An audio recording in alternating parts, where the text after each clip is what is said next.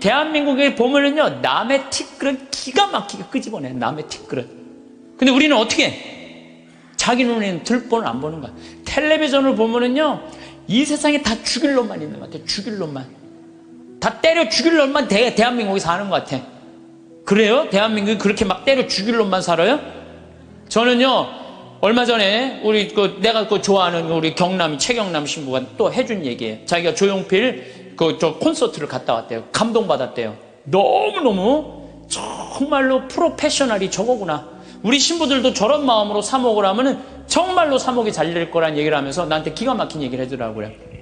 조용필 씨가 1982년 비련이라는 못 찾겠다 꾀꼬리라는 4집, 이 4집을 냈는데 비련이라는 그 노래가 있대요.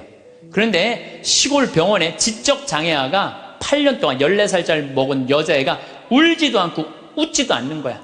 그런데 얘가 비련이라는 노래를 듣고 울기 시작하는 거야. 14살짜리가 막 울더래요.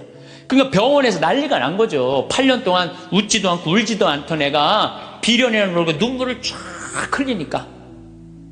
그러니까 부모도 미치죠. 내 애가 감정 표현하니까 얼마나 행복하겠어요. 그래갖고 그 병원에서 연락을 한 거예요. 조용필 씨한테. 제발 우리 병원에 한 번만 와갖고 이 아이 손 한 번만 잡아줘라.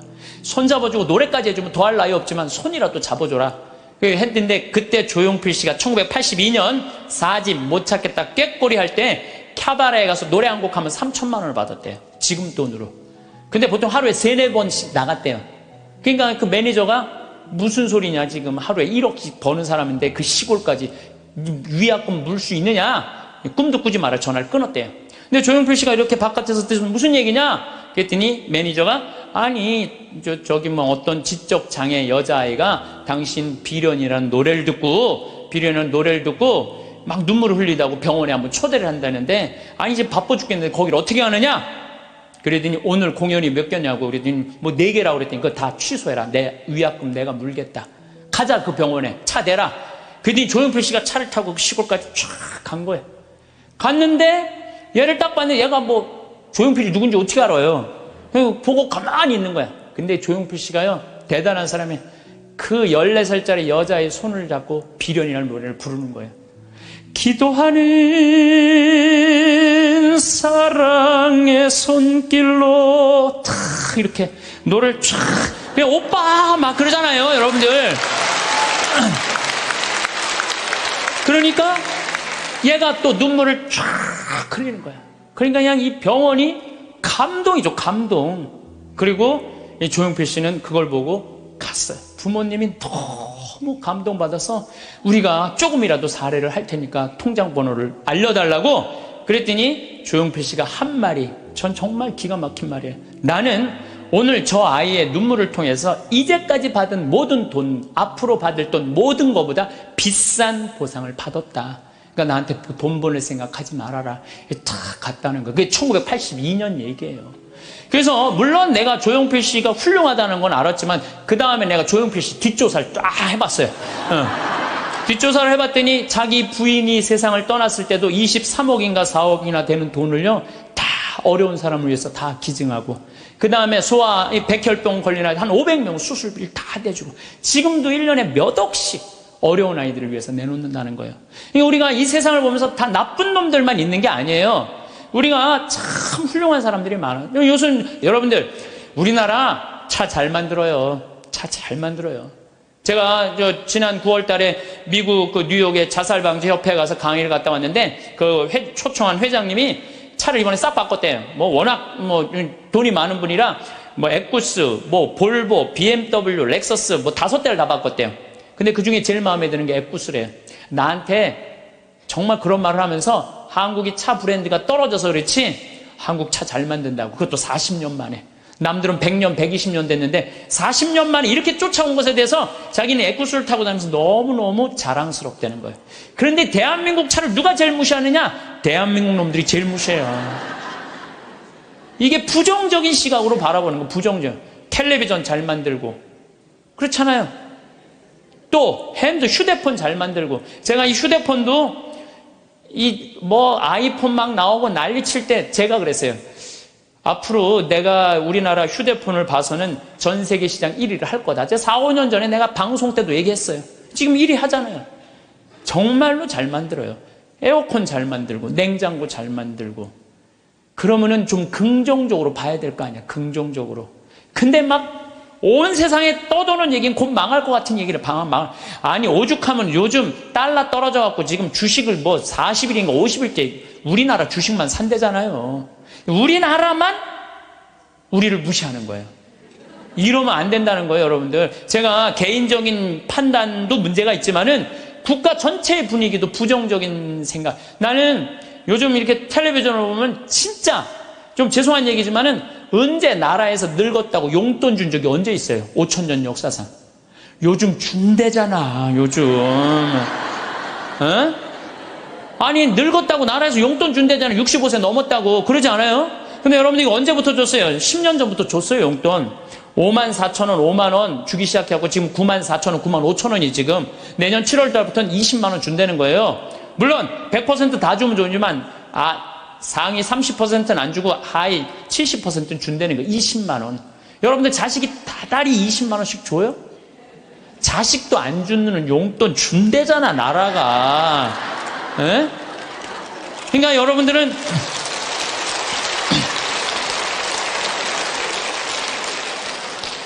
여러분들은 자식이 잘 되길 바라지 말고 누가 잘 되길 바라? 나라가 잘 되길 바래.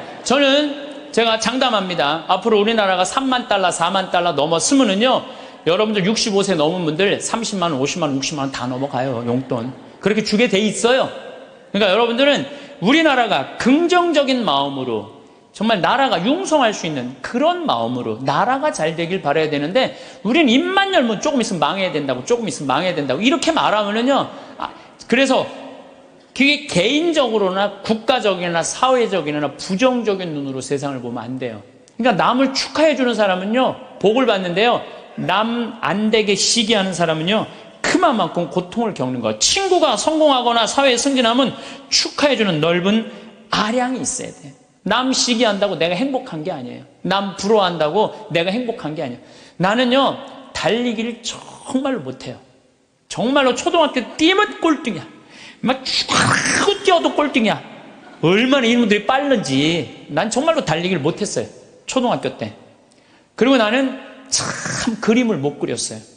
제가 이렇게 뭐 옛날엔 그림의 필요성을 별로 몰랐는데, 뭐 외국에 다니고 뭐 미술관에 다니다 보면 뭐 얘네들이 막 고흐 막 이런 애들이 그림 그리는 거 보면요, 내 마음 안에서 막 예술혼이 막 불타요. 그래갖고 막 집에 와갖고 막 도화지도 사고 크레용도 사갖고 집에 와서 막 그림을 그려요. 동창 신부들 오면 내가 보여줘요. 이 그림 어떠냐? 그러면은 동창 신부들이 이구동성을 하는 얘기가 조카가 그린 거냐, 조카가. 난 내가 그린 건데. 한 7살 정도 애가 내 그림을 보고 안 웃는 사람이 한 명도 없었어요. 명작이지, 보고 웃는 거 보면은. 그런데 수준은 조카가 그린 그림이냐. 난 그림을 참 못 그려요. 또 나는 수학을 참 못해요. 중학교를 안 다녀서 그런지, 전 중학교를 안 다니고 검정고시를 봤거든요. 그래서 수학을 못해요. 고등학교 올라가도 이해가 안 되더라고요. 지금 나는 그래서 지금 학교 다니면서 수업 시간에 자는 애들 다 느낌 아니까, 걔네들 느낌 아니까 이해가 돼요. 왜냐하면 이해가 돼야지 수업 도저히 알아듣지를 못하니까. 난 수학을 정말로 못했어요, 수학을. 근데 내가 맨날 나는 왜 달리기를 못하지? 나는 왜 이렇게 키가 조그마지? 나는 왜 수학을 못하지? 나는 왜 그림을 못 그리지? 맨날 이런다면 난 불행한 사람일 거예요. 나는 그런 걸 못 가졌지만 난 뭐가 좋아요? 목소리가 좋잖아요, 나는. 네, 목소리가 좋잖아요. 저는 제가 목소리 좋은 거 어렸을 때 어떻게 알았냐면, 애들이 막 발표할 땐 다 시끌시끌해요. 근데 내가 일어나고 발표하면 다 조용해요. 이게 귀가 확 들리나 봐요, 귀가. 그리고 제가 왜 목소리 좋은 줄 아느냐면은, 사복을 입고 내가 음식점에 가서 음식을 시키면요, 많은 분들이 나한테 이렇게 물어요. 내가 사복을 입었으니까 내가 누군지 어떻게 알아요? 근데 내가 음식을 딱 시키면요, 저한테 딱 하는 말이 있어요. 혹시 성우시냐고. 그러니까 내가 생긴 게 잘생겼어, 키가 커, 뭐가 있어. 딱 목소리만 듣고 혹시 성우시냐고. 그래서 수도 없이 들어요. 성우시냐는 얘기를 정말 많이 들어요. 그리고 나는 내가 그 음향 박사님이 제 목소리를 분석을 해줬어요. 신부님 목소리는 톤이 높은데 굵대는 거예요. 톤이 높고 굵으면요, 똑같은 단어를 얘기해도 내 말은 귀에 꽂힌다는 거예요. 내 말을. 그러니까 내가 이렇게 평화방송에 이렇게 신부님들 나와서 쭉 강론하시잖아요. 수임들 강론하시잖아요. 강의하시잖아요. 내용을 들어보면 내가 받아 적을 정도로 내용이 좋아요. 근데 그분들한테 단점이 뭐냐면은 예수님께서는 부활하셔갖고 3일 만에 오셔갖고 성령을 보내셔갖고 승천을 뭐 하셔갖고 제자들이 뭐 그러니까 정말로 듣기 좋은 내용인데 톤이 거의 같고 목소리 톤이 낮기 때문에 집중이 안 되는 거예요. 근데 난 한마디라도 예수님께서 부활하셔갖고 또 다시 오셔서 승천하셔갖고 성령, 그러니까 단어 하나하나가 똑같은 말인데도 목소리 때문에 제가 받는 이득이 너무너무 많아요. 그러니까 저는 중학교, 고등학교 때도 미사 해설하고 독서하고 뭐 신학교 때도 무슨 뭐 세미나 발표하고 이럴 때 제가 목소리 좋은 걸 저 자신도 알아요. 그래갖고 내가 서품 받을 때 난 다른 거 달리기 잘해달라고 나 기도한 적 없어요. 서품 받을 때 뜀 잘 뛰게 해달라고 그런 적도 없어요.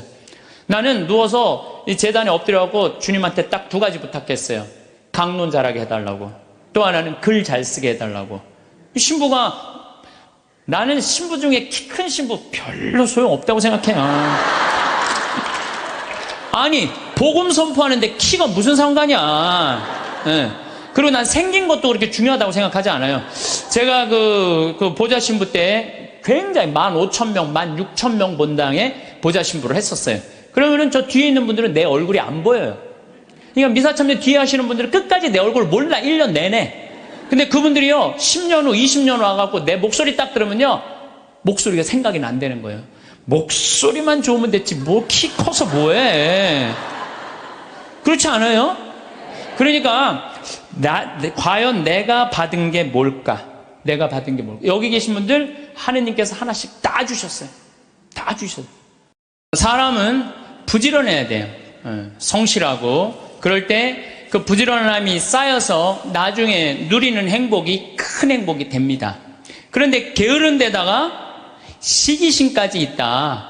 그럼 이게 참 몹쓸 사람 중에 하나가 일은 안 하면서 남 잘 되는 꼴 못 보는 사람.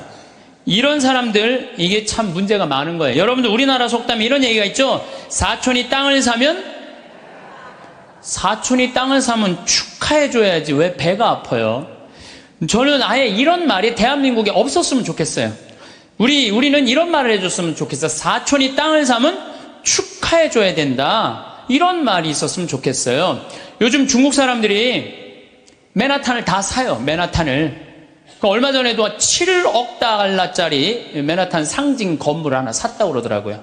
근데 맨하탄에 건물을 사는데 그렇게 대기업가도 사지만 뉴욕에 사는 중국 사람들 40명이 모여갖고요. 40명이 돈을 모아요. 돈을 모아갖고 건물 하나 사는 거예요. 건물을 사갖고 거기에 이제 새 들어 사는 우리나라 사람들, 무슨 뭐 베트남 사람들, 또 멕시코 사람들, 이런 사람들을 어떻게 내보내냐면 세를 전부 다 올려요. 그럼 세를 감당을 못하니까 다 나가잖아요.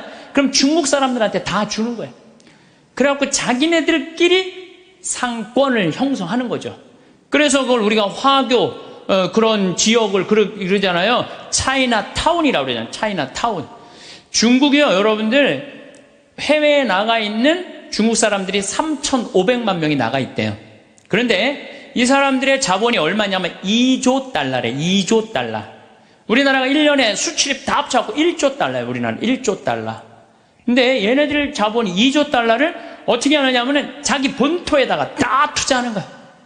그러니까 나가 있는 중국 사람들이 본토에 투자하고 또 나가서 자기네들끼리 또 상권을 형성해갖고 돈을 모아갖고 건물을 사고 자기네들끼리 뭉쳐서 사는 거예요. 말레이시아의, 인도네시아의 재정은 70%, 말레이시아도 마찬가지고 중국 사람들이 모든 상권을 다 줘요. 근데 우리나라는 사촌이 땅을 사면 배가 아프다는 이 잘못된 이런 나쁜 이 우리들의 이 속담이라고 그럴 수도 없고 정말 이런 말은 없어야 돼요. 사촌이 땅을 사면 어떻게 해줘야 돼? 축하해줘야죠. 근데 우리는 남 잘 되는 꼴을 못 봐. 누가 좀 조금만 뜨면은 그 사람 그냥 깎아내리기가 바빠. 이래서는요, 이 세계 속에서요, 살아갈 수가 없어요. 개인으로도 불행하지만 국가적으로도 불행하다는 거예요. 중국 사람들보다 더 무서운 사람이 누구냐면 유대인이에요, 유대인. 유대인들은요, 얼마나 무시무시하냐면은, 폴란드에서 사는 유대인, 러시아에서 사는 유대인들이, 여기서는 도저히 못 살겠다. 미국으로 가야 되겠다. 미국에 딱 가면 공항에 딱 내리면은요, 이민자 협회 회가 있어요. 그래갖고 그 사람을 아파트를 빌려주고 또 취직까지 다 시켜줘요. 그 사람이 일었을 때까지 잘해줘요. 근데 우리나라는 공항에 딱 어리삐리하고 도착하면은 이거 그냥 갖고 싸들어온 돈 다 등쳐먹기 바빠. 이게 너무 큰 차이가 나는 거예요. 그러니까 지금 미국의 주요 백화점은 누가 다 쥐고 있냐면 유대인이 다 쥐고 있어요. 유대인이 다 쥐고 있는데 유대인들은 자기 백화점에 입점을 누구 제일 먼저 받느냐면 유대인이 만드는 물건분들 제일 먼저 받아들여요. 그러니까 얘네들이 잘 살 수밖에 없죠. 그 유대인들이 그래갖고 돈을 모으잖아요? 그럼 자기 돈은 누구한테 맡기냐? 유대인 은행에 갖다 맡겨요. 유대인 은행에 갖다 맡겨요. 무슨 소송이 나오면 누구한테 맡겨? 유대인 변호사한테 맡겨요. 아프잖아요? 누구한테 가요? 유대인 의사한테 가요. 그러니까 이 유대인들은요, 어느 정도냐면은, 이 미국의 부의 한 50%를 유대인이 쥐고 있대요. 그 중에 미국 부자의 30%는 유대인이래요. 철저하게 민족끼리 돕는 거예요. 사촌이 땅을 사면 배가 아픈 게 아니라 사촌이 땅을 살 수 있도록 도와주는 거죠. 시기심이 없는 거죠, 시기심이. 근데 우리 시기심이 너무 많아. 이 출애굽기 22장 24절에서 25절을 보면 너희가 나의 백성에게 너희 곁에 사는 가난한 이에게 돈을 꾸어 주었으면 그에게 채권자처럼 행세해서도 안 되고 이자를 물려서도 안 된다. 너희가 이웃의 겉옷을 담보로 잡았으면 해가 지기 전에 돌려주어야 한다. 이게 유대인들은요, 민족끼리는 서로 책임진다. 이게 철저해요. 근데 우리나라 사람들은 제가 외국에 나가보면요, 다 개인적으로는 잘 살아요. 근데 다 같이 모여갖고 건물 샀다는 얘기는 한 번도 들어본 적이 없어. 예. 우리가 이게 안 되는 거예요. 개인적으로는 특출나지만은 이게 서로 축복해주는 게 안 되는 거죠. 미국에 7대 영화사가 있는데 이 중에 6개가 유대인이에요. 6개가 파라마운트, MGM, 워너브라더스, 유니버설, 21세기 폭스, 다 유대인이 만든 영화사예요. 할리우드의 모든 것, 디즈니, 월트 디즈니만 미국 사람 거예요. 근데 이 월트 디즈니도 CEO가 20년 동안 유대인이 하고 있어요. 그러니까 황금알을 낳는 건 다 유대인이 쥐고 있는 거야. 그러니까 얘네들이 영화에서 나오는 돈들, 배우도 유대인을 쓰고, 무슨 시나리오 작가도 유대인을 쓰고, 감독도 유대인이고, 영화 배급사도 유대인이고, 그러니까 다 같이 사는 거예요. 자기네들이 돈이 이렇게 생기잖아요? 그럼 이 돈을 또 미국에 있는 유대인들은 어디다 보내냐? 본토에 보내요. 이스라엘, 팔레스타인, 이쪽으로 보내는 거예요. 그러니까 서로 협력해서 사는 거죠. 잘 나가는 사람 시기하면요, 분열이 일어날 수밖에 없어요. 근데 성당에서도 하다못해 주일학교 하나를 운영해도요, 이게 깨지는 경우가 시기심 때문에 깨져요. 시기심 때문에. 성당도 왜 깨져? 전 총회장단하고 후임 총회장들하고 서로 시기심 때문에 성당도 깨지는 거예요. 시기심이 참 많아요. 하나님께서 양을 바친 아벨의 제물은 받고 곡식을 바친 카인의 제물을 받지 않자 어떻게 해요? 카인이 아벨을 죽이잖아요. 시기심 때문에 그러는 거예요. 시기심 때문에. 사무엘 이서의 이 상권의 18장 7절에 보면은 지금 PLO, 이스라엘 맨날 테러하는 걸 PLO라고 그러잖아요. 이게 팔레스타인이야, 팔레스타인. 근데 옛날에도 2000년 전에도 3000년 전에도 이 성서에는 필리스타인이라고 써있어. 필리스타인 있었어요. 얘네들이 맨날 유대인들하고 싸웠어요. 골리앗한테 맨날 그냥 지고. 근데 다윗이 나와갖고 필리스타인, 팔레스타인들을 다 쳐 죽여요. 그래서 완전히 사울이 그냥 완전 왕권이 굉장히 강화가 돼요. 근데 다윗이 싹 들어오니까 이스라엘 처녀들이 속을 들고 춤을 추면서 이런 노래를 해요. 사울은 수천을 쳤고 다윗은 수만을 쳤네. 이 얘기를 듣고 사울이 살짝 미쳐요. 뭐가 생기냐면 시기심이 생기기 시작하는 거야. 그래서 다윗을 죽이려고 그래. 끊임없이 죽이려고 그래. 끊임없이 죽이려고 그러고 하다못해 딸 미가를 다윗한테 줘요. 사위야, 사위. 그런데도 죽이려고 그래요. 결국은 그 능력 있는 다윗은 사울 곁을 떠나요. 사울 곁을 떠나니까 사울이 훌륭한 장수를 잃어버렸잖아요. 훌륭한 장수를 잃어버린 필리스틴하고 싸우다가 마지막에 다 죽고 자기만 남아요. 어떻게 했겠어요? 스스로 자기 배를 칼로 자기 자살해, 자살. 다윗을, 그 능력 있는 다윗을 자기 옆에 왕으로 데리고 있었다면, 시기심을 가지지 않고 데리고 있었다면 아마 사울은 이스라엘 처음으로 통일한 왕으로서의 그 대단한 명성을 누렸을 거야. 근데 그놈의 시기심 때문에 모든 걸 다 잃어버리는 거죠. 여러분들, 우리들 다 마찬가지예요. 여러분들 가만히 보면요, 뭐 때문에 우리가 깨지는, 교회 분열도 시기심 때문에 깨지는 거예요. 오죽했으면은 예수님께서 최후의 만찬 끝나고 제자들의 발을 씻겨주고 난 다음에 마지막 기도가 뭔지 알아요? 거룩하신 아버지, 아버지께서 저에게 주신 이름으로 이들을 지키시어 이들도 우리처럼 하나 되게 해주십시오. 예수님 마지막 기도도 뭐야? 분열이 일어나지 않고 하나가 되길 바라는, 하나를. 근데 성당에서 내가 주일학교 이렇게 보면은 한 20명, 30명 교사들이 있으면 내가 또 이뻐하는 교사가 있잖아요. 그 이뻐하는 교 한 명만 이뻐하면요, 나머지 한 15명, 20명 다 적이 돼버려. 딱 반으로 나눠져요. 그래서 누구 이뻐할 수도 없어. 그놈의 시기심 때문에. 사랑도 못하는 거, 그놈의 시기심 때문에. 사랑도 못해, 사랑도. 사도 바울은 고린토전서 1장 10절에 교회 분열을 걱정하면서 이런 편지를 써요. 모두 합심하여 여러분 가운데 분열이 일어나지 않게 하십시오. 여러분이 저마다 나는 바오로 편이다, 나는 아폴로 편이다, 나는 계파 편이다, 나는 그리스도 편이다 하고 말한다는 것입니다. 그리스도가 갈라지셨다는 말입니까? 분열이 얼마나 심했으면 이런 말까지 했겠어요. 시기심으로 생긴 분열은요, 공동체를 망가뜨려요. 마음 안에 시기심이 있는 사람은요, 평화로울 수가 없어요. 뭐 여러분들 잘 알겠지만 이 영화 아마데우스의 그 모차르트하고 살리에르라고 그랬잖아. 살리에르가 너무 모차르트를 시기해갖고 마지막에 모차르트 막 계속 힘들게 작곡 이때까지 해야 된다 그러면서 그냥 거기에 그냥 막 모차르트가 막 해갖고 모차르트도 빨리 죽지만 살리에르도 결국은 정신분열로 정신병원에서 생을 마감을 해요.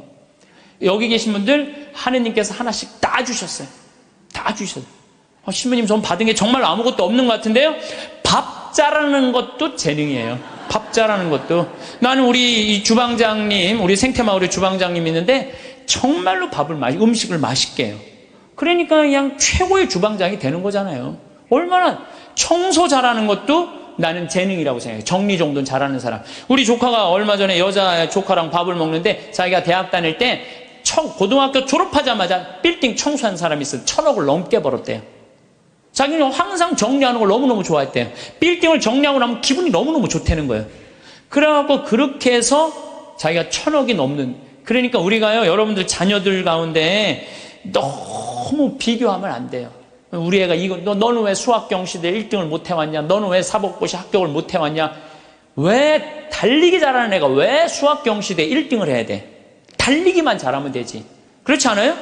여러분, 유현진 선수한테 지금 사법고시 합격해오라고 그러면 유현진 선수 사법고시 합격해올 수 있어요? 유현진 선수 뭘 잘해? 공 잘 던지나요? 하나만 잘하면 돼요. 또 지금 사법고시 합격한 애한테 너 메이저리그 갖고 공 던지라, 메이저리그 입구에도 못 가요. 사람이요, 다.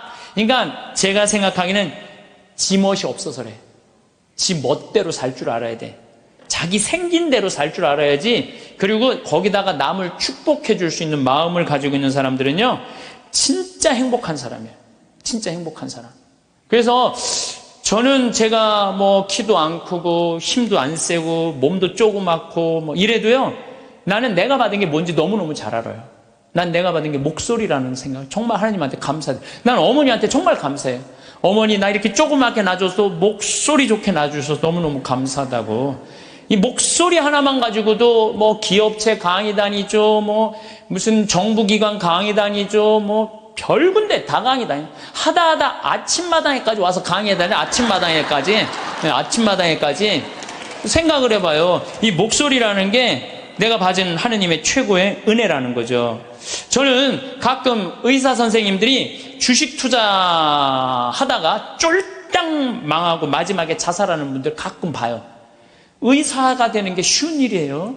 정말로 어려운 일이에요. 그 공부하려면 얼마나 힘들어요. 그러면은 그렇게 7년, 6년 동안 뼈가 빠지게 의사 공부했으면 의사만 하면 되지. 주식 투자는 왜 해? 그렇지 않아요? 그러니까 자기가 잘할 수 있는 걸 계속 하는 게 제일 중요한 거예요. 그런데 이상한 데다가 방향을 돌리면은요, 망하는 거예요.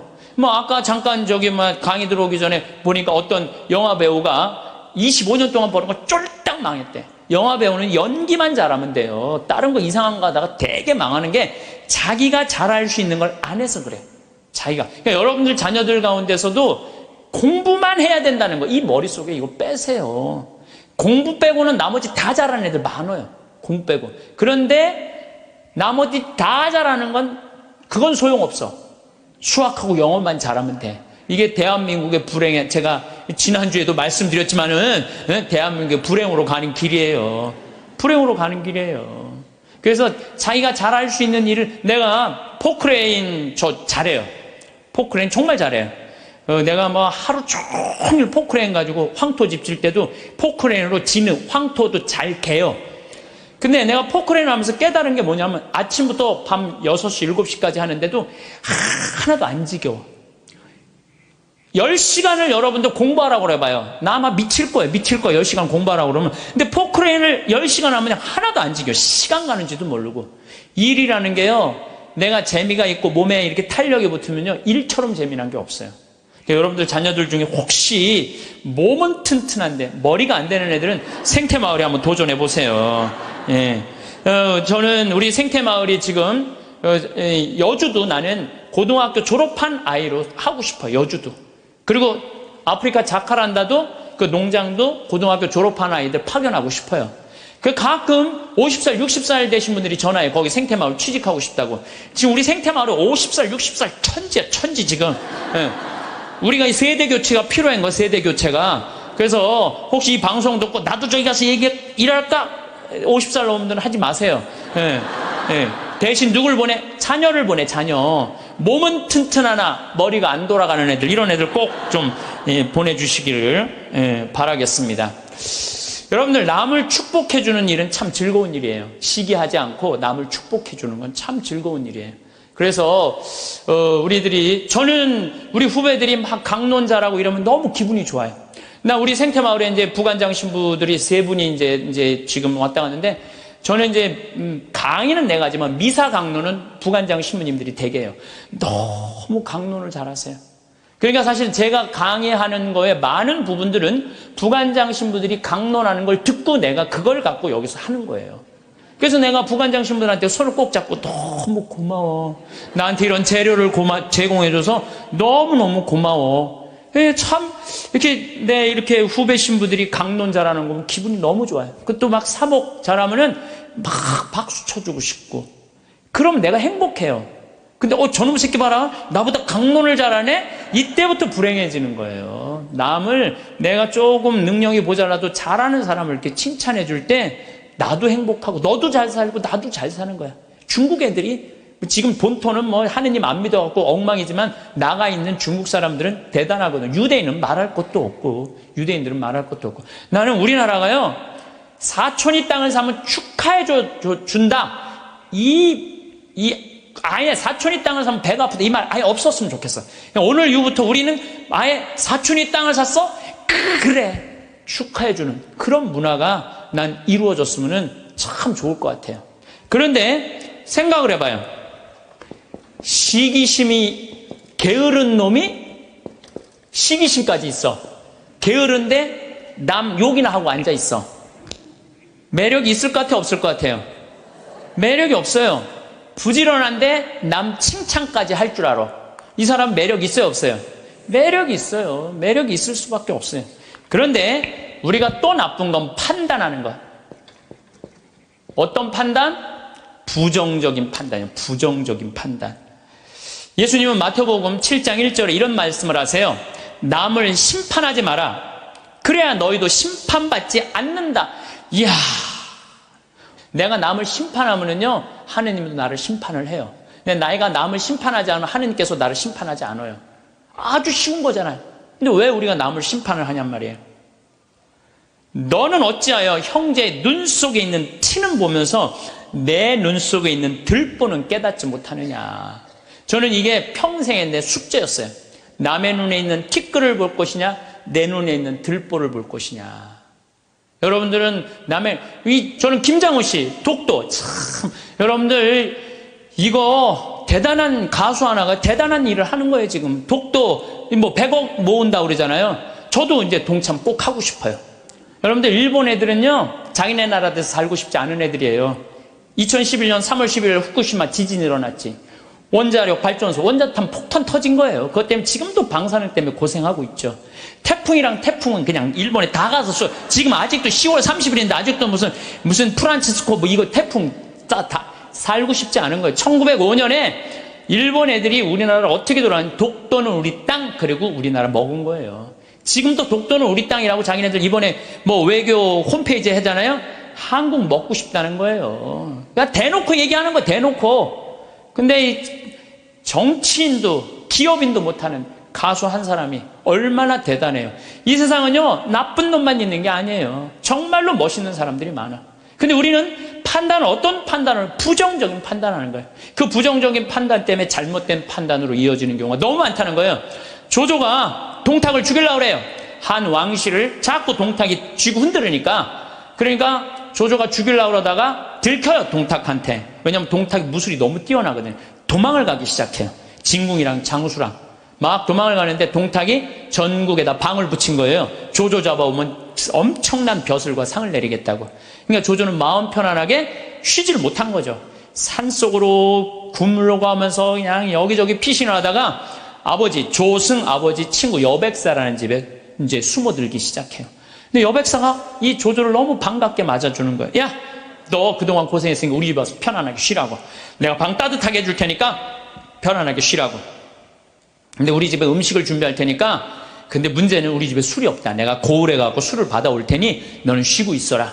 그리고 이제 여백사는 이제 고을로 술 받으러 나간 거예요. 근데 이 의심 많은 조조는 혹시 고을에 가서 나 고발하러 간 거 아닌가 의심하기 시작해요. 의심을 막 하는데, 그러니까 이제 집을 염탐을 하는 거야. 근데 부엌문이 이렇게 닫혀져 있는데 부엌에서 칼 가는 소리가 들리는 거야. 칼 가는 소리가. 근데 집안 식구들이 이런 말을 하는 거예요. 큰 놈부터 잡을까, 작은 놈부터 잡을까. 아니, 조조는 조그매고 진궁은 컸거든요. 이것들 봐라. 여백사는 나를 고발하러 가고 저것들은 나를 죽이려고 그러네. 그래갖고 문을 박차고 들어가고 여백사의 식구, 부인, 자식 9명을 다 죽여요. 칼로 다 죽이고, 혹시 어디 숨어 있는 거 없나 하고 뒷곁문을 딱 열었는데 뒷곁에 돼지가 큰 거하고 작은 거 2마리가 묶여져 있는 거야. 그러니까 이 식구들은 큰 돼지를 먼저 잡을까, 작은 돼지를 먼저 잡을까, 이렇게 말한 건데, 조조는 어떻게 들은 거예요? 큰 놈을 먼저 잡을까, 자기를 잡는 줄 알고 죽인 거죠. 자기의 잘못된 판단 때문에 그렇다는 거예요. 여러분들, 우리가 정말 판단이 다 옳아요? 여러분들? 그래갖고 조조가 막 도망을 가요. 도망을 가는데 술을 받아서 기분 좋게 오는 조승을 길에서 여백사를 만나요. 그 자리에서 죽여요, 조조가. 왜? 한 번 잘못한 걸 덮기 위해서는 더 큰 거짓말을 하고 더 큰 잘못을 저지르는 거예요. 그래서 여기 계신 여러분들은 정말로 내 눈에 있는 뭘 봐야 돼? 들보를 볼 생각을 해요. 남의 눈에 있는 티끌 꺼낼 생각하지 말고. 나는 이 성서, 예수님 말씀마다 정말 묵상하면 정말 깜짝 놀랄 말씀 정말 말이에요. 이게 소크라테스가 너 자신을 알라 그 얘기하고 똑같잖아요. 그렇죠? 그 다음에 이 공자의 제자 증자가 성인 1일 3성, 1일 성인지도 1일 3성, 오신 자기 일을 3번 반성하라고 그러잖아요. 그러니까 우리가요, 신앙인들은요, 남 잘못 캐내는 사람이 아니에요. 신앙인들은 누구 잘못 캐내는 사람이야? 내 잘못 캐내는 사람이야. 내 잘못을 캐내갖고 나를 똑바로 세우는 게 신앙이냐. 근데 자기 자신이 어떤지도 모르고 남만 특히 성당 다니면, 활동하면은 자기 모습은 안 보이고 누구만 보여? 남만 보이잖아. 누구는 어쩌고, 누구는 어쩌고, 레디오 단장은 어떻고, 꾸리아 단장은 어떻고, 저거는 어떻고, 막 남욕만 드립다 하잖아요. 근데 남욕할 시간 있으면 누구 들여다봐? 자기 들여다. 부처님 제자 넷이서 장인들끼리 토론했어. 야, 인생 살아가면서 제일 괴로운 게 뭐냐? 그랬더니 한 제자가 사랑이다, 사랑. 얼마나 사랑 때문에 우리가 고통을 많이 겪어요. 우리가 이 세상을 살면서. 남녀 문제 수도 없는 갈등의 원인이잖아요. 그랬더니 옆에 있던 제자가 아니다, 사랑보다 더 그런 건 배고픔이다. 그렇죠, 배고픔의 고통. 이거 정말 힘든 거죠. 오죽하면은 대학 교수가 그 돈 몇 푼 받아보겠다고 교수 자리까지 올라가기가 얼마나 힘들어.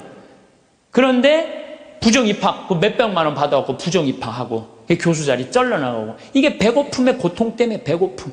그냥 먹어도 배고픈 게 이게 인간의 욕심이에요. 인간의 욕심. 그랬더니 또 한 제자가 아니다, 그것보다 더 무서운 거 분노다. 분노. 화가, 자기 화를 조절하지 못하는 거. 이건 저도 동의해요. 사실 저도 인생 살다 보면은 내가 싸운 게 한순간 무너지는 게 뭐냐면 분노 때문에 그래요. 분노. 그랬더니 또 한 제자가 아니다, 그거보다도 더 슬픈 건 죽음에 대한 공포다. 맞죠. 우리 인간이 모든. 그랬더니 그게 다 됐더니 부처님이 하시는 말씀이 아니다, 그것보다 더 슬프고 고통스러운 거는 자기 자신이 누구인지 모른 채 살다가 죽는 거다. 내가 어디서 와갖고 어디로 가는지, 내가 뭘 하는지, 내가 어떻게 살면서 행복한지 아무것도 모르고 그냥 쫓는 게 뭔지도 모르고 그러고 살다가 죽는 게, 저는 부처님 말씀에 저도 동의해요. 예수님, 남의 눈에 있는 티끌 볼 생각하지 말고 자기 눈에 있는 들 뽑을 생각을 해라고. 그래서 여러분들 항상 우리가 판단을 할 때 부정적인 판단을 할 거냐 긍정적인 판단을 할 거냐, 이게 아주 중요해요. 근데 요즘 텔레비전을 보면은 여러분들 우리나라 텔레비전 뉴스 보면 한심해 안 한심해요? 한심하죠?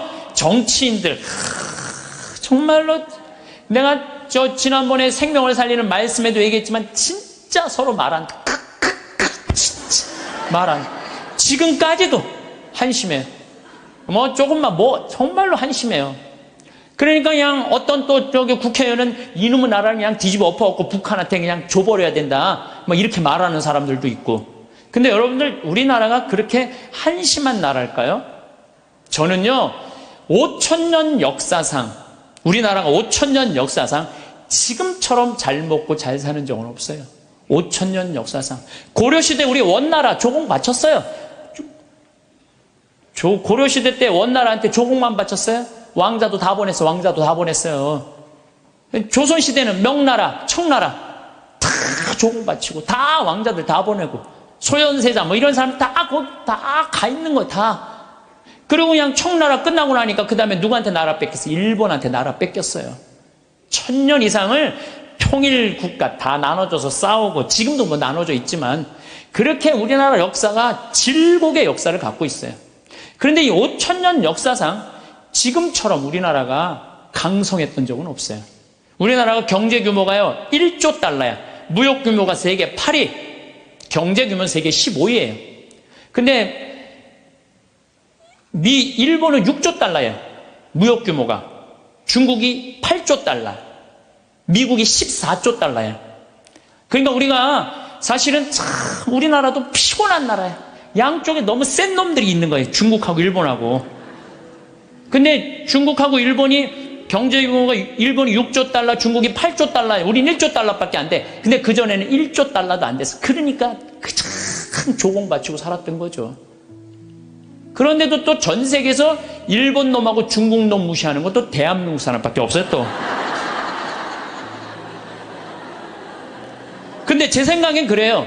제 생각에는 그래도 5,000년 역사를 보면 지금처럼 우리가 잘 살고 잘 먹고 잘 사는 적이 없어요. 우리 생태마을에 주창덕 씨라고 북에서 넘어온 탈북자가 한 명이 일을 하고 있어요. 근데 이분이 진짜 그 함경북도에서 살다가 지금 55인가 이쯤 나이가 됐는데, 북의 얘기를 들어주면요, 우리 직원들은요 다 뒤로 넘어가는 일이 너무너무 많아요. 이 사람들은요 쌀 구경한 적 없대요. 밀가루도 구경한 적 없대요. 제가 제일 놀라운 건 뭐냐면은, 북한 사람들 밀가루 먹고 사는 줄 알았더니 밀가루는 1년에 2번 나온대요. 2번. 그리고 강냉이 죽만 먹고 산대요. 그럼 밀가루 가지고 수제비를 만들어 먹으면 그게 얼마나 고소한지 모른대요. 그건 농약을 쳐야지 맛이 이상할 거 아니에요. 농약 칠 돈이 있어야지 농약을 칠 거 아니에요. 그러니까 안전뱅이 아마 밀보리로 아마 하는 것 같아요. 그 수제비 먹으면 그렇게 맛있다는 거예요. 근데 그 1년에 딱 2번 먹는다는 거. 나머지는 전부 강냉이 죽을 먹는데, 나머지는 전부. 그런데 우리 이제 생태마을에서 이제 가지튀김을 하면은, 우리는 가지튀김하면 밀가루 살짝 묻혀갖고 튀기잖아요. 그래갖고 그걸 나가면요, 그 가지를 들고 주방을 들어가요. 그 탈북자가. 그 주방장한테 따져요. 밀가루 요것밖에 왜 안 묻히느냐고. 내가 밀가루 먹고 싶어서 북에서 넘어왔는데 왜 밀가루를 요것 조금밖에 안 묻히느냐고. 슬픈 얘기예요. 슬픈 얘기예요. 북한은요, 수도 없이 굶어 죽어. 내가 지금 북한 이야기라는 책을 읽고 있는데 거기서 하는 얘기가 그거예요. 95년, 96년, 97년에 죽을 때 북한 사람 그때 제일 많이 굶어 죽었거든요. 그나마 농장에서 일하는 사람 먹고 살았대요. 탄광에서 일하는 사람 다 죽었대요. 근데 굶어 죽으면요, 다 새카매갖고 죽는데, 못 먹을 때. 근데 자기가 식당에서 일을 하는데 탄광촌에 배정을 받아서 하는데 한 10명이 새카매갖고 다 쭈그리고 앉아있더래요. 저 사람들은 왜 일도 안 하고 쭈그리고 앉아있는지 왜 이렇게 새카마냐 그러니까 다 굶어 죽어 있는 거라고. 지금 10몇 명이 그대로 앉아서 그 자리에서. 참, 북한 얼마 전에 뭐 6명 넘어갔던 분들 다시 한국으로 보냈잖아요. 그분들 내가 쭉 읽어봤어요. 북한 가면 어떻게 대우할 줄 알고. 아파도 병원 한번 가본 적도 없고 그냥 고통이란 고통을 다 겪고 그리고 온 거예요. 그러니까 나는 북한 무슨 김일성 주체사상 찬양 이해가 안 가요. 물론 내가 제일 화가 나는 건 하느님을 믿을 수 없다는 나라, 그런 나라에 대해서 제일 가슴이 아프고 슬프지만은, 그런데 무슨 북한을 찬양을 하고 그래요. 국민들은 다 굶어 죽어 하는데, 그냥 여기 뭐 대통령이라는 그 수령, 우리 또 얼마나 웃기냐면 우리 직원들은 김정은이가 말이야 백성들 굶어 죽이고 그러면요, 그 사람이 딱 일어나고 김정은이가 뭡니까? 위대하신 수령아바이 김정은이죠. 또 이렇게 얘기를 해요. 그럼 우리 직원들이 그래, 위대하긴 개뿔은 뭐가 있냐, 국민들 다 굶어 죽이고 뭐가 위대하냐고. 그러면은 그분이 그래, 그건 또 맞는 말입니다. 또 이런다. 근데 더 슬픈 건 뭐냐면은 이분이 왜 탈북을 했느냐면 자기 딸하고 같이 해서, 딸은 지금 간호학과 대학을 다니고 있는데 자기 아들이 관절염이었대요. 부인은 심장병이고 그거 고치고 싶어서 탈북을 한 거예요. 그래갖고 이제 돈을 우리 생태마을에 이제 돈을 조금씩 좀 모아갖고 좀만 기다리면은 자기가 가서 데리고 올 텐데 안 기다린 거야. 이 아들하고 부인이 이번 여름에 압록강을 건넌 거예요. 압록강을 건넜는데 기다렸는데 연변에서 만나는 사람이 못 만났다고 전화가 온 거예요. 아니 그냥 우리 생태마을에서 저녁에 밥을 먹으면 얼굴이 하얘갖고 아주 이만 다 죽어가더라고. 그래서 내가 물어봤어. 왜 그러느냐고. 뭐 주창덕 형제. 그랬더니 하는 말이, 아니 북에서는 건너갔다는 소식이 왔는데 연변에서 못 만났다는 거야. 그래서 내가 비행기표 끊어주고 돈 주고 가서 찾아와 봐라. 자식 아들하고 부인 소식을 모르니까 일이 손에 잡히겠어요? 찾아와 봐라. 그래갖고 갔다 왔는데 결국은 못 찾고 자기만 넘어가다가 죽은 거죠. 물에 빠져서 압록강도 죽은 거예요. 여러분들 지금 대한민국 사람들은요, 호강에 요강을 타고 있는 거예요 지금. 여러분들이 남한에 태어난 게 얼마나 정말로 감사한 거예요. 지금 북한에 그래도 지금 신앙을 하는 게 1%도 된대요. 숨어서 신앙생활하는 비율이 1%가 된다는 거. 우리 천주교하고 개신교하고 있다는 거예요 지금도. 그들이 정말로 마음 편안하게 하나님께 찬양 드리고 영광 드릴 수 있는 거, 통일이 돼야 돼요. 뭐 여러 가지 이유로도 통일이 돼야 되지만은 그 안에 이 정말로 신앙의 빛을 전해줄 수 있는 통일이 돼야 되는 거예요. 우리 이 대한민국은 이렇게 보면은요, 참 부정적인 시각이 너무 많은 것 같아요. 여러분들 정말로 한국은요, 정말로 행복한 나라예요. 정말로. 요즘 나는 한국에 이렇게 외모로 평가하는 경향이 참 많아. 잘생기면 다 오케이야. 키 크면 다 좋고, 뭐 남자는 키가 커야, 키가 개뿔 뭐 키가 크 뭐가 좋아요. 이 기장 저기 막 기지나 많이 들어가지. 키 큰 게 뭐가 좋아. 그냥 이쁘면 다 용서해. 이쁘면 다 용서해. 이쁘면 다 용서해. 그래서 가끔 이렇게 말하는 사람들이 있어요. 내가 사람 하나 제대로 볼 줄 안다. 척 보면 안다. 그게 여러분들 자기 발목을 잡는 거예요. 뭐 확실한 얘기는 아니라 그러지만 떠도난 얘기에 이제 하버드 대학에 스탠포드 부부가 가갖고 허름한 옷을 입고 스탠포드 부부가 가갖고 하버드 대학 총장실에 가고, 나 좀 여기 아들이 죽었거든요. 16세 하버드 대 다니다가. 그래갖고 나 여기 좀 기증하고 싶다.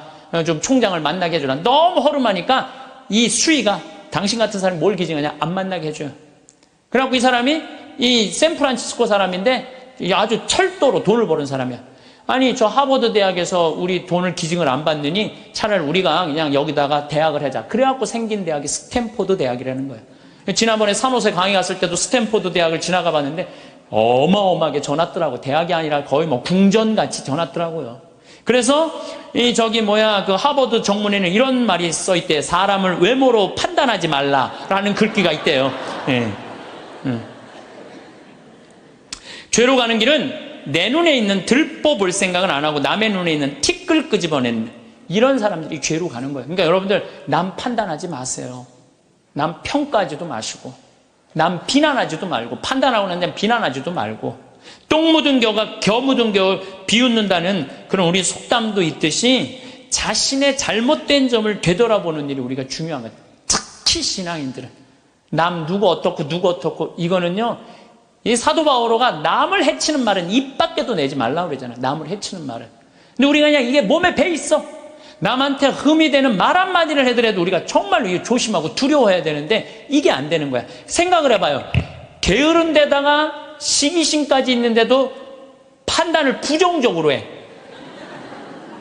이 사람 이거 쓸 데가 있는 사람이야, 쓸 데가 없는 사람이야. 쓸모가 없는 사람이야. 여러분들 뒤집어서 이렇게 생각해봐요. 성실하고 남 칭찬할 줄 알고 긍정적으로 모든 세상을 바라볼 줄 아는 사람. 이런 사람 죄 질 것 같아, 안 질 것 같아요? 죄 안 져요. 이 작은 것들이 모여서 큰 죄가 되는 거예요. 작은 것들이 모여갖고 큰 죄가 되는 거예요.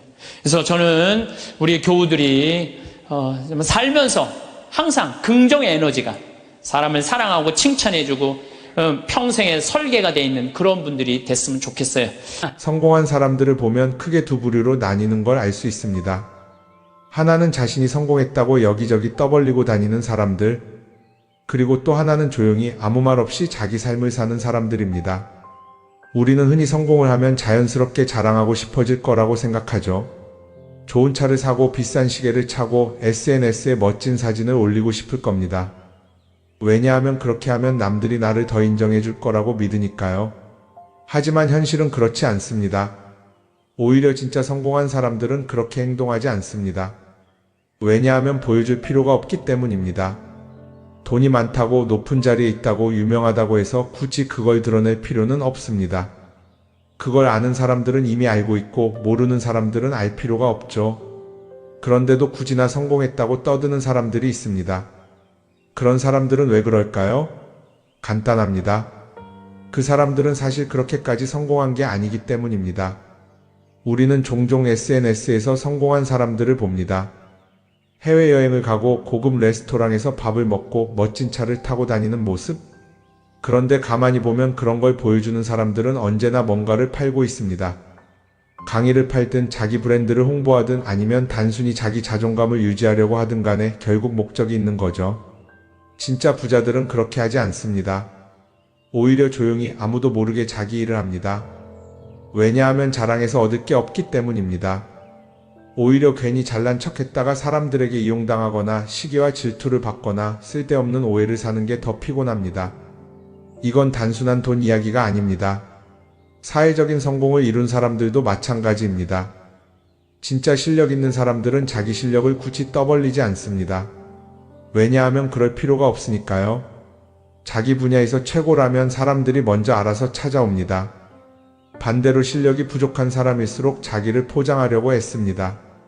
우리가 흔히 듣는 말이 있죠. 빈수레가 요란하다.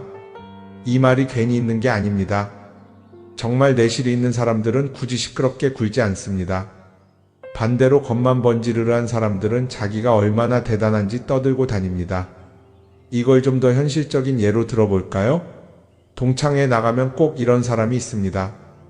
옛날에는 별거 아니었는데 갑자기 잘 됐다고 나타나서 자기가 얼마나 성공했는지 자랑하는 사람. 처음에는 다들 와 대단하다 하고 들어주지만 시간이 지나면 어떨까요? 대부분 속으로 이렇게 생각할 겁니다. 저 사람 뭐 저렇게까지 티를 내? 결국 그런 사람은 점점 멀어지게 됩니다. 반면에 정말 성공한 사람들은 조용합니다. 굳이 자기가 어떻게 살고 있는지 설명하지 않죠. 그런 사람들은 오히려 주변에서 먼저 알아보고 자연스럽게 존경을 받습니다. 그게 진짜 성공입니다. 그럼 우리는 어떻게 해야 할까요? 내가 뭔가를 이루었을 때 굳이 남들에게 알릴 필요가 있을까요? 물론 가까운 사람들에게 좋은 소식을 전하는 건 좋습니다. 하지만 굳이 모든 사람들에게 나 이렇게 잘 살고 있어요 하고 알릴 필요는 없습니다. 그런 행동은 결국 나에게 득이 되지 않습니다. 성공이라는 건 원래 조용한 겁니다. 내가 잘 되고 있으면 주변 사람들이 자연스럽게 알게 됩니다. 굳이 내가 말하지 않아도 내 행동과 태도에서 묻어나오게 되어 있습니다. 그러니 굳이 보여주려고 애쓰지 마세요. 오히려 그게 더 진짜 성공한 사람의 태도입니다. 사람은 사회적 동물이라고 하잖아요. 혼자 살아갈 수 없고 결국 사람과의 관계 속에서 기쁨도 얻고 때로는 상처도 받습니다. 그런데 한 가지 생각해 볼 게 있어요. 우리가 정말 인간관계가 필요해서 맺고 있는 걸까요? 아니면 그냥 그래야 한다고 배워서 어쩔 수 없이 유지하고 있는 걸까요? 어릴 땐 친구 많으면 좋다고 하죠. 사회생활에서도 인맥이 중요하다는 말을 많이 합니다.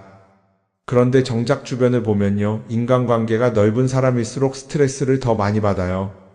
전화벨이 울릴 때마다 이번엔 또 무슨 부탁일까 싶고 단체 채팅방에서 메시지가 올 때마다 이걸 또 어떻게 대답해야 하나 고민하죠.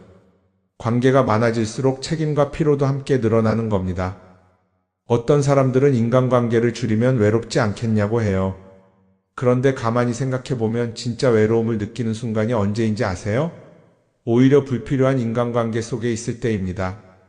같이 밥을 먹고 얘기를 나누는데도 뭔가 허전하고 대화가 컥 돌고 속마음을 나누지도 못할 때, 그럴 때 우리가 더 외롭다고 느끼죠.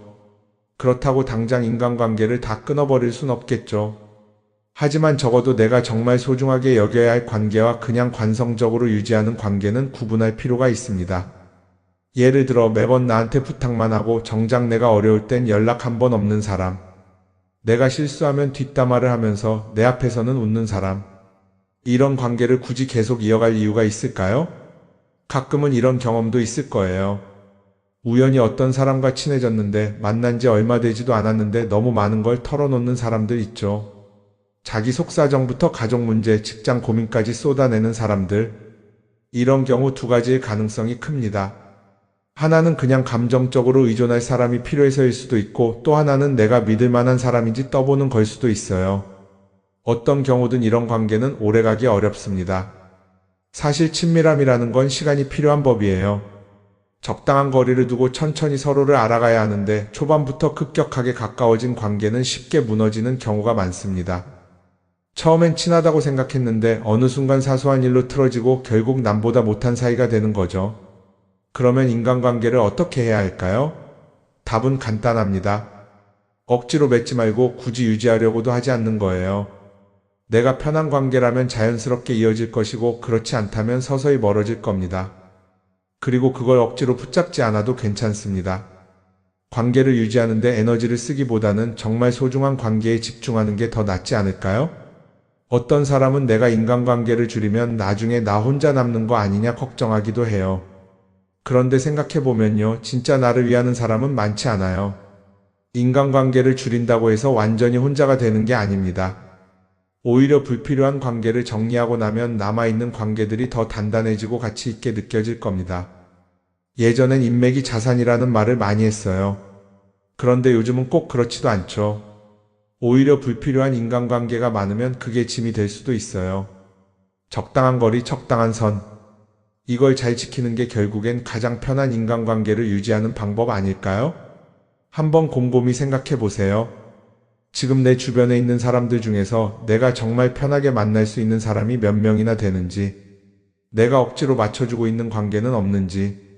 관계를 줄이면요, 외로워지는 게 아니라 오히려 더 자유로워집니다. 그리고 자유로워진 만큼 내 인생에서 정말 중요한 것에 집중할 수 있게 됩니다.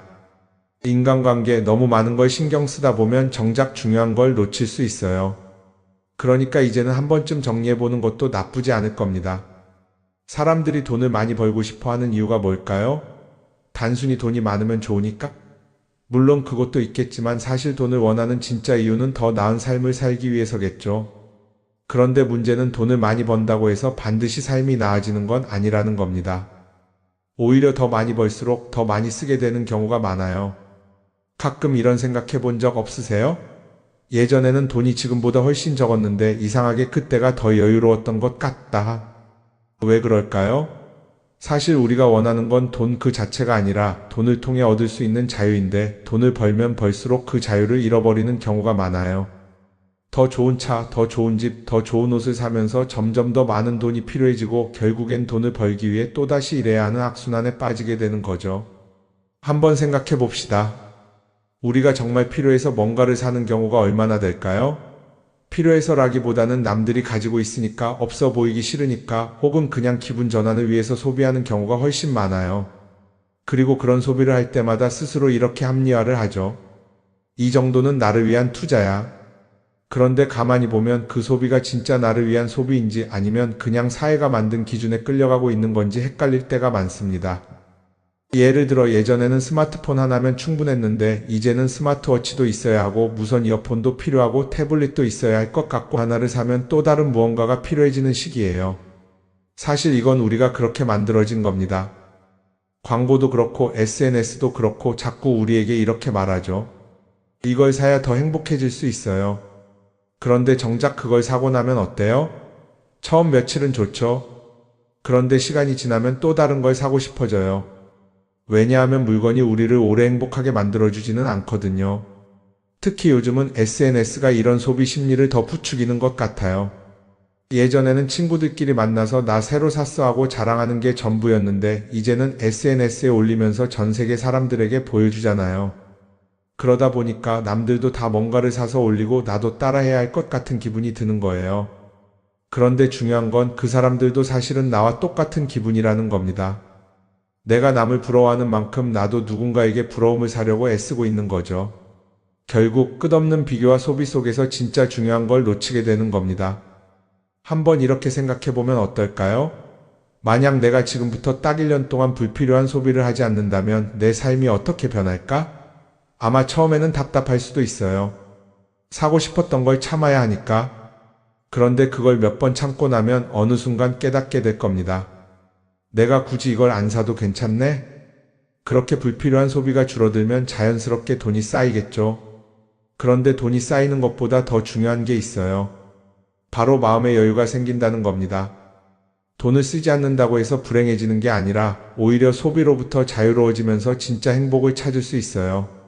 물론 이걸 실천하는 게 쉽지는 않겠죠. 우리 주변에는 소비를 부추기는 것들이 너무 많으니까요. 하지만 적어도 이런 건 해볼 수 있습니다.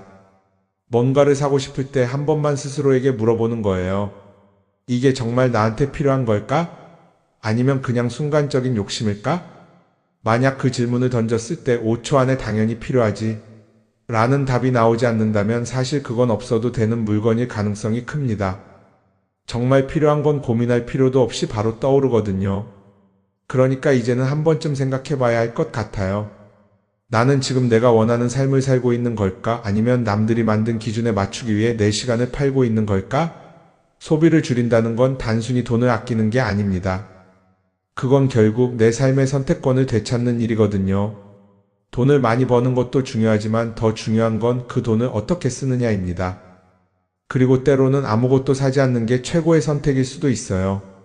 우리는 요즘 SNS 없이 사는 게 거의 불가능한 시대에 살고 있죠. 아침에 눈 뜨자마자 휴대폰을 확인하고 출근길에도 SNS를 보고 잠들기 전까지도 계속 들여다봅니다. 그러면서 남들이 어떻게 사는지 보고 나도 모르게 비교하게 되고 때로는 초조해지기도 하죠. SNS에 올라오는 사진들 한번 보세요. 맛집에서 멋진 음식을 먹고 해외여행을 다니고 좋은 옷을 입고 성공한 삶을 사는 사람들. 그런데 가만히 보면 이 사람들이 정말 행복해서 저런 사진을 올리는 걸까요? 아니면 그냥 행복해 보이고 싶은 걸까요? 실제로 SNS에 가장 많이 올라오는 사진이 뭔지 아세요? 남들이 부러워할 만한 순간들입니다. 집에서 편하게 쉬고 있는 모습이나 출근길에 지친 얼굴, 어제 먹다 남은 배달 음식 사진 같은 건 잘 안 올리죠. 대신 멋진 레스토랑, 명품 가방, 고급 호텔 같은 것들이 올라옵니다. 왜 그럴까요? 결국 SNS는 보여주기 위한 공간이기 때문입니다. 여기서 중요한 게 있어요. 우리가 SNS에서 보는 건 그 사람의 삶 전체가 아니라 편집된 일부 장면이라는 겁니다. SNS는 마치 한 편의 다큐멘터리나 영화처럼 잘 꾸며진 장면들만 보여줍니다. 그런데도 우리는 그걸 보면서 아, 저 사람은 나보다 더 행복하구나 하고 착각하죠. 예를 들어 SNS에서 한 친구가 해외여행을 가서 아름다운 풍경을 찍어 올렸다고 해볼게요. 우리는 그걸 보면서 부럽다, 나도 저렇게 살고 싶다라고 생각하겠죠. 그런데 정작 그 친구는 사진을 찍고 나서도 일 때문에 스트레스를 받고 있을 수도 있고 여행 비용을 감당하느라 카드가 걱정을 하고 있을 수도 있습니다. 그 부분은 우리는 알 수가 없죠. 그런데 문제는 이렇게 남들과 비교하는 습관이 쌓이면 결국 내 삶이 초라하게 느껴진다는 겁니다. 원래는 그냥 조용히 살아도 괜찮았는데 SNS를 보고 나면 나만 뒤처지는 것 같고 뭔가를 더 해야 할 것 같고 괜히 불안해지죠. SNS는 기본적으로 사람들의 비교 심리를 자극합니다. 남들이 가진 걸 나도 갖고 싶게 만들고 남들이 하는 걸 나도 해야 할 것 같은 기분이 들게 만들죠. 그러다 보니 필요하지도 않은 걸 사게 되고 무리해서라도 화려한 곳에 가게 되고 남들에게 보여주기 위해 사는 삶을 살게 됩니다. 그럼 어떻게 해야 할까요? 사실 정답은 간단합니다. SNS에서 보이는 것들을 곧이곧대로 믿지 않는 것입니다. 그리고 더 중요한 건 남과 비교하는 걸 멈추는 것이에요. 어떤 사람이 비싼 차를 타고 다닌다고 해서 그 사람이 꼭 행복한 건 아닙니다. 좋은 차를 타고 다니지만 밤마다 사업 걱정에 잠 못 이루는 사람도 많아요. 반대로 대중교통을 이용하지만 마음 편하게 사는 사람도 있죠. 결국 행복은 보이는 것이 아니라 느끼는 것입니다. SNS를 덜 보면 덜 불행해진다는 연구 결과도 있어요. 하루 종일 남의 삶을 보면서 비교하는 시간을 줄이면 내 삶에 집중할 수 있는 시간이 많아지는 겁니다. SNS를 완전히 끊을 필요는 없지만 최소한 그 안에 있는 것들이 전부 진짜라고 생각하지 않는 태도는 필요합니다. 우리는 누구나 자신만의 속도로 살아가고 있어요. 남들은 남들대로 사는 거고 나는 나대로 살면 됩니다. SNS에서 남들의 화려한 모습을 볼 때마다 한 번쯤 이렇게 생각해 보세요. 이건 그 사람이 보여주고 싶은 삶일 뿐이다. 그러면 조금은 편해질 겁니다. 사람들은 다들 자기 인생을 살아간다고 생각하죠. 그런데 가만 보면 정말 자기 인생을 사는 사람이 얼마나 될까요? 많은 사람들이 사실은 남이 만들어 놓은 기준에 맞춰서 살고 있어요. 좋은 대학, 좋은 직장, 좋은 차, 좋은 집. 다들 이런 걸 목표로 삼지만 정작 내가 원하는 삶이 뭔지 깊이 생각해 본 적이 없는 경우가 많아요. 이건 어릴 때부터 교육받아온 방식과도 관련이 있어요. 우리는 어릴 때부터 이렇게 살아야 한다는 틀 안에서 자라죠. 공부 열심히 해서 좋은 성적을 받아야 하고 좋은 직장을 가져야 하고 결혼도 적당한 때에 해야 하고 마치 인생이 정해진 수순이라도 있는 것처럼요. 그러다 보니 나 스스로 정말 원하는 걸 고민하기보다는 그냥 남들이 정해놓은 목표를 따라가게 돼요. 그런데 이렇게 남의 기준에 맞춰서 살다 보면 어느 순간 공허함을 느끼게 됩니다. 이게 정말 내가 원했던 삶인가? 하는 의문이 들 때가 오죠. 어릴 땐 성적이 목표였고 사회에 나와서는 연봉이 목표였고 결혼하고 나서는 아이 교육이 목표였는데 그 목표를 이루고 나면 허무한 거예요. 계속 뭔가를 이루긴 했는데 정작 나는 어디에 있는지 모르겠는 거죠. 진짜 중요한 건 내가 원하는 게 뭔지를 아는 것이에요. 그런데 이게 쉽지 않죠. 오랫동안 남의 기준대로 살아왔기 때문에 막상 내가 정말 원하는 게 뭐지? 하고 물어보면 선뜻 대답하기 어려운 경우가 많아요. 하지만 이 질문을 하지 않으면 우리는 평생 남이 정한 기준 속에서 살게 됩니다. 그럼 어떻게 해야 할까요? 첫 번째로 필요한 건 내가 왜 이런 생각을 하게 됐는지 스스로 점검하는 거예요. 예를 들어 내가 비싼 차를 사고 싶다고 생각한다면 그게 정말 내 필요 때문인지 아니면 남들에게 잘 보이기 위해서인지 한번 따져봐야 해요. 만약 남들이 나를 어떻게 볼까 하는 게 더 중요하다면 그건 내 기준이 아니라 사회가 만들어 놓은 기준일 가능성이 큽니다. 두 번째는 다른 사람의 의견에 휘둘리지 않는 연습을 하는 거예요. 우리는 살아가면서 끊임없이 남들의 평가를 받죠. 그 나이에 그런 걸 시작한다고? 지금 그게 가능하겠어? 이런 말들이 우리를 흔들어 놓습니다. 그런데 그런 말에 신경 쓰다 보면 결국 아무것도 하지 못하게 돼요. 중요한 건 남들이 뭐라고 하든 내가 결정하는 거예요. 물론 남의 조언을 들을 수도 있고 참고할 수도 있죠. 하지만 최종 결정은 항상 내 몫이어야 합니다. 내가 결정하고 내가 책임지는 거. 그렇게 해야 내 삶을 온전히 내 것으로 만들 수 있어요. 세 번째는 내가 한 선택에 책임지는 자세를 가지는 거예요. 많은 사람들이 무언가를 선택하고 나서도 후회하죠. 괜히 이걸 했나? 이 선택이 잘못된 건 아닐까? 그런데 한 가지 확실한 건 후회한다고 해서 과거가 바뀌지는 않는다는 거예요. 내가 한 선택이라면 그 선택이 틀렸다고 해도 받아들이고 그 안에서 최선을 다하는 게 더 중요해요. 이렇게 말하면 그럼 실수하면 어떡하죠? 라고 걱정하는 분들도 있을 거예요. 하지만 생각해보면 우리가 실수를 두려워하는 이유도 결국 남의 시선 때문이에요. 내가 실패하면 남들이 날 어떻게 볼까? 이런 걱정이 더 크죠. 그런데 남들은 생각보다 우리한테 관심이 없어요. 우리가 성공하든 실패하든 남들은 자기 삶을 사느라 바빠요. 그러니까 내 인생의 주인은 결국 나 자신이라는 걸 명확히 할 필요가 있어요. 내 선택을 하고 그 선택에 책임지면서 남이 아니라 나에게 맞는 길을 찾는 것. 그게 진짜로 내 삶을 살아가는 방법이 아닐까요? 어쩌면 우리는 너무 오랫동안 이렇게 살아야 한다는 틀 속에 갇혀 있었는지도 모릅니다.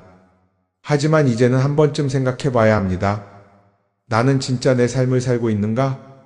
그리고 만약 아니라면 지금부터라도 조금씩 바꿔보면 어떨까요? 동글동글